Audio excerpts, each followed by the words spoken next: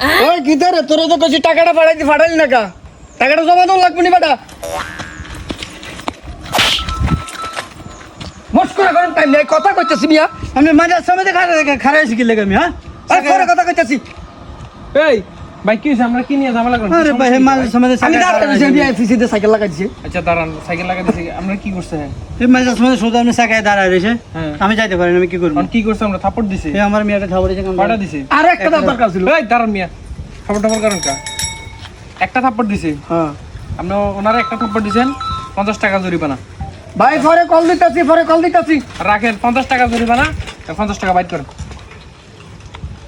পরে একটা দিছেন 50 টাকা জরিমানা বেশি কথা কেন টাকা বাইট করেন আচ্ছা লই আইতেছি কারণ আচ্ছা, ঠিক আছে তাড়াতাড়ি যান